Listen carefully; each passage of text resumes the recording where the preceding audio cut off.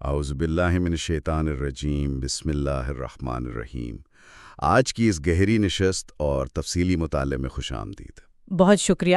ایک بہت ہی خاص روحانی سفر ہے آج کا۔ جی بالکل۔ ہم نے پچھلی نشست میں 15ویں پارے کے حوالے سے دل کی بیداری پر بات کی تھی، اور آج ہم اپنے سفر کو آگے بڑھاتے ہوئے 16ویں پارے پر غور کریں گے، جو کہ سورت الکہف کی آیت 75 سے شروع ہو کر سورت طٰہٰ کی آیت 135 تک جاتا ہے۔ بالکل صحیح۔ اور میں یہ سوچ رہا تھا کہ جب ہم نے مختلف تفاسیر اور صوفیانہ مقالات کو اکٹھا کیا تو ایک بہت ہی خاص بات سامنے آئی۔ وہ یہ کہ اس حصے میں ایمان کے ایک اور اہم پہلو یعنی علم پر بات کی گئی ہے۔ جی ہاں، علم۔ لیکن دیکھیں، یہ وہ علم نہیں ہے جس کا مطلب محض معلومات اکٹھا کرنا۔ یعنی وہ ڈگریاں لینا یا کتابیں رٹنا نہیں ہے۔ بالکل نہیں۔ یہ علم دراصل عاجزی کا نام ہے، انکساری کا نام ہے۔ یہ جاننا کہ ہماری انسانی سمجھ کس قدر محدود ہے۔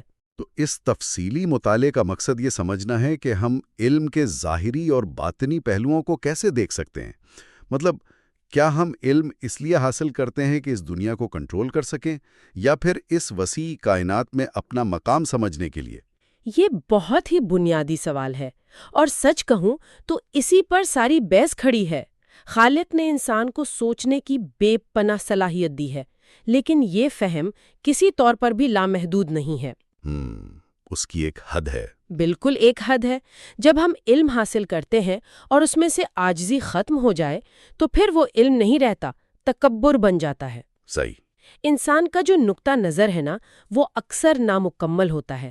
ہم چیزوں کو ایک چھوٹے زاویے سے دیکھتے ہیں، جبکہ خدائی حکمت مکمل ہے اور کامل ہے۔ جب تک ہم یہ تسلیم نہیں کرتے کہ ہمارا علم محدود ہے، ہم اس بڑی کائناتی حکمت کا حصہ نہیں بن سکتے۔ اچھا، تو آئیے اسے کھول کر سمجھتے ہیں۔ اسی پارے میں حضرت موسیٰ علیہ السلام اور حضرت خضر علیہ السلام کے اس پر اسرار سفر کا ذکر آتا ہے، جو علم کی حدوں کو سمجھنے کے لیے ایک بہترین مثال ہے۔ بہت خوبصورت اور گہری مثال ہے۔ یعنی ہم سب جانتے ہیں کہ موسیٰ علیہ السلام ایک جلیل القدر پیغمبر ہیں، شریعت کا علم رکھتے ہیں، مگر اس سفر میں 3 انتہائی حیران کن واقعات پیش آتے ہیں۔ ذرا پہلے واقعے کو دیکھیں۔ کشتی والا واقعہ۔ جی، وہ ایک کشتی ہے، غریب مچھیروں کی روزی روٹی کا ذریعہ، اور خضر علیہ السلام اچانک اس کشتی میں سوراخ کر دیتے ہیں۔ بظاہر یعنی ظاہری طور پر دیکھا جائے تو یہ تو سراسر ظلم معلوم ہوتا ہے۔ اور شریعت کے ظاہری احکام کے لحاظ سے حضرت موسیٰ کا حیران ہونا اور اعتراض کرنا بالکل فطری تھا۔ بالکل۔ تو اس کا پھر باطنی پہلو کیا ہے؟ یہاں جو بات سب سے زیادہ حیران کن ہے وہ یہ ہے کہ ہر بظاہر نقصان دہ چیز حقیقت میں نقصان دہ نہیں ہوتی۔ مطلب اس کے پیچھے کوئی وجہ تھی؟ جی، خضر علیہ السلام کو ایک خاص باطنی علم عطا کیا گیا تھا۔ وہ جانتے تھے کہ آگے ایک ظالم بادشاہ ہے جو صحیح سلامت کشتیاں زبردستی چھین رہا ہے۔ اوہ، تو کشتی کو عیبدار کرنے میں دراصل ان غریبوں کا ہی فائدہ تھا۔ بالکل، بظاہر جو نقصان لگ رہا تھا وہ ایک غیبی مدد تھی۔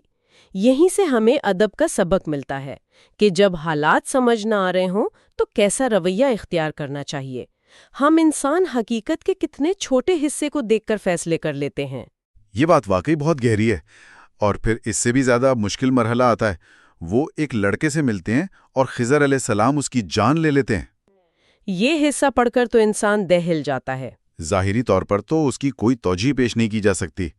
اور پھر وہ تیسرا واقعہ جہاں بستی والوں نے مہمان نوازی سے انکار کر دیا، اور وہاں ایک گرتی ہوئی دیوار کو خضر علیہ السلام بغیر کسی اجرت کے اپنے ہاتھوں سے مرمت کر دیتے ہیں۔ یہ لڑکے والا واقعہ دراصل نفس کے تزکیہ اور خدائی حکمت کو سمجھنے کا سب سے کٹھن مقام ہے۔ اس لڑکے کی جان اس لیے لی گئی کیونکہ باطنی علم کے مطابق وہ بڑا ہو کر کفر اور سرکشی کا باعث بنتا اور اپنے نیک والدین کے لیے عذاب بن جاتا۔ اور دیوار والے واقعے میں بھی کوئی چھپی ہوئی حکمت تھی؟ جی، اس دیوار کے نیچے 2 یتیم بچوں کا خزانہ تھا، اور ان کا باپ ایک نیک انسان تھا۔ تو سچا علم انسان کو یہ احساس دلاتا ہے کہ ہماری سمجھ محدود ہے، اور اسے تسلیم کرنے کا نام ہی روحانی بلوغت ہے۔ یعنی روحانی طور پر میچور ہونا؟ بالکل۔ جب ہم یہ مان لیتے ہیں کہ حکمت الہی ہماری سمجھ سے بالا تر ہے تو حالات کے سامنے سر تسلیم خم کرنا آ جاتا ہے۔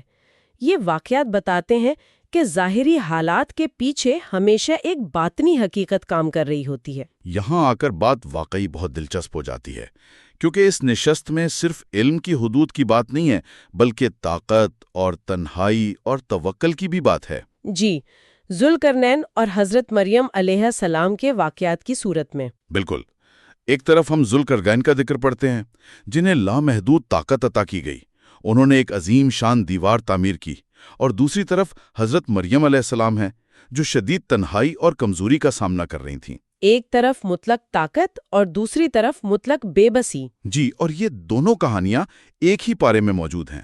اور ان دونوں کہانیوں میں جو خوبصورت چیز مشترک ہے وہ خالق کے ساتھ تعلق ہے۔ اگر ہم ذوالقرنین کی بات کریں تو ان کے پاس طاقت کے ساتھ اخلاص کا ایک بہت بڑا سبق ہے۔ اخلاص یعنی سچی نیت۔ جی، اتنی عظیم دیوار تعمیر کرنے کے بعد انہوں نے اسے اپنی عقل یا طاقت کا نتیجہ نہیں کہا، بلکہ نہایت عاجزی سے کہا کہ یہ میرے رب کی رحمت ہے۔ اتنی طاقت کے باوجود انا کا نہ ہونا یہ قیادت اور اخلاص کی بہترین مثال ہے۔ اور پھر جب ہم مریم علیہ السلام کی طرف دیکھتے ہیں تو منظر بالکل بدل جاتا ہے۔ ذرا اس تنہائی کا تصور کریں جو انہوں نے برداشت کی۔ ایک معجزاتی حمل، پھر معاشرے کا خوف، تنہائی اور لوگوں کی تنقید، وہ اس قدر اذیت میں تھیں کہ موت کی تمنا کرنے لگیں۔ یہ وہ مقام ہے جہاں انسان بالکل ٹوٹ جاتا ہے۔ اور یہی وہ مقام ہے جسے ہم توکل کہتے ہیں۔ حضرت مریم کی کہانی اللہ پر مکمل بھروسے کی علامت ہے۔ اللہ مخلصین کو کبھی تنہا نہیں چھوڑتا۔ یعنی وہ تکلیف کے وقت بھی ساتھ ہوتا ہے۔ جی، بعض اوقات خدائی فضل مشکلات کو ختم نہیں کرتا بلکہ ان کو دعوت دیتا ہے، اور یہی توکل کا امتحان ہے۔ کھجور کے سوکھے تنے سے تازہ کھجوروں کا گرنا یہ بتاتا ہے کہ جب انسان توکل کرتا ہے تو غیبی مدد آتی ہے۔ تو ان سب کا مطلب کیا ہے؟ ہم نے علم کی حدیں دیکھیں، طاقت اور انکساری دیکھی اور توکل دیکھا۔ اب جب ہم سورۃ طٰہٰ کی طرف آتے ہیں تو ایک زبردست ٹکراؤ نظر آتا ہے، حضرت موسیٰ علیہ السلام اور فرعون کا ٹکراؤ۔ جی، ایک بہت بڑی کشمکش۔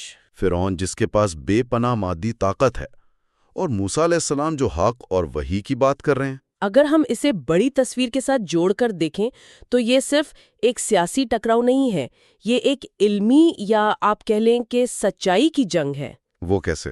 فرعون بے لگام طاقت اور تکبر کی علامت ہے۔ وہ سمجھتا ہے کہ وہ حقیقت کو کنٹرول کر سکتا ہے۔ اس کا علم صرف مادی دنیا تک محدود ہے جس نے اسے مغرور کر دیا ہے۔ دوسری طرف حضرت موسیٰ وحی اور عاجزی کی نمائندگی کرتے ہیں۔ یعنی فرعون کا علم اسے انا کی طرف لے گیا؟ بالکل، اور فرعون کا زوال اسی بات کا ثبوت ہے کہ عاجزی کے بغیر علم ہمیشہ ظلم اور تباہی کی طرف لے جاتا ہے۔ یہ سب سن کر مجھے شدت سے آج کا دور یاد آ رہا ہے۔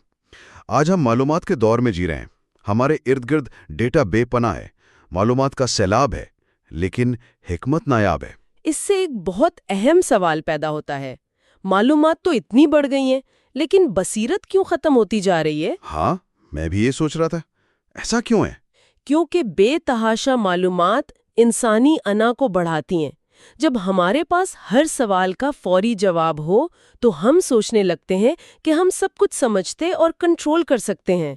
یعنی ہمارا اپنا فرعون اندر سے جاگ جاتا ہے۔ بالکل، انا یقین چاہتی ہے، اسے ہر چیز کا جواب فوراً چاہیے، جبکہ روح فہم اور سمجھ کی تلاش میں رہتی ہے۔ ہمیشہ ایسے راز رہیں گے جو ہماری سمجھ سے بالاتر ہوں گے، اور اسے تسلیم کرنا کمزوری نہیں بلکہ حکمت ہے۔ مطلب اگر ہم اس پوری گفتگو کا خلاصہ نکالیں تو ہم نے سیکھنے سے لے کر قیادت، پھر توکل اور آخر میں سچائی تک کا ایک سفر طے کیا ہے۔ جی، ایک ایسا سفر جو عقل سے شروع ہو کر دل تک جاتا ہے۔ علم ذاتی عاجزی سے شروع ہو کر معاشرتی انصاف تک پہنچتا ہے۔ بالکل درست، اور یہیں سے ہمیں روزمرہ کی زندگی کے لیے کچھ عملی مشقیں ملتی ہیں۔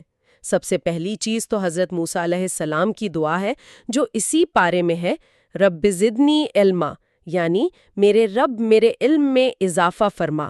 اور یہ علم عاجزی والا ہو۔ جی، اور دوسری عملی مشق یہ ہو سکتی ہے کہ آج کے دن کم از کم کسی ایک صورتحال کو اگر وہ سمجھ نہ آئے تو فوراً واویلا کرنے کے بجائے اللہ کی رضا سمجھ کر قبول کرنے کی کوشش کریں، بغیر کسی فوری وضاحت کی مانگ کے۔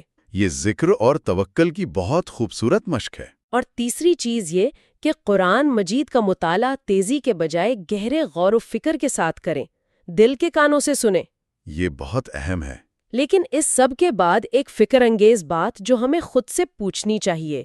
آج سوال یہ نہیں ہے کہ ہم کتنا جانتے ہیں، بلکہ اصل سوال یہ ہے کہ کیا ہمارا علم ہمیں عاجز بناتا ہے یا مغرور؟ یہ واقعی بہت گہری اور چونکا دینے والی سوچ ہے۔ یہی تو اس روحانی سفر اور صوفیانہ راستے کی خوبصورتی ہے کہ یہ انسان کو اندر سے خالی کر کے محبت سے بھر دیتا ہے۔ دعا ہے کہ اللہ ہم سب کو ایسا علم عطا فرمائے جو ہمارے دلوں کو تکبر سے پاک کرے اور ہمیں عاجزی سکھائے۔ آمین۔ ہماری آج کی یہ نشست اپنے اختتام کو پہنچتی ہے۔ میر علی شاہ جو کہ ایک طالب علم ہے، ان کی جانب سے شکر گزاری کے ساتھ مرتب کیا گیا جو living the wisdom of the Quran کے ذریعے اسے فراہم کر رہے ہیں۔ بے شک اللہ اس کاوش کو قبول فرمائے۔ اور اگر AI یعنی مصنوعی ذہانت کی وجہ سے تلفظ میں کوئی غلطی یا کمی رہ گئی ہو تو ہم اس کے لیے معافی کے طلبگار ہیں اور اللہ کی بارگاہ میں قبولیت کی درخواست کرتے ہیں۔ اللہ حافظ۔ اللہ حافظ۔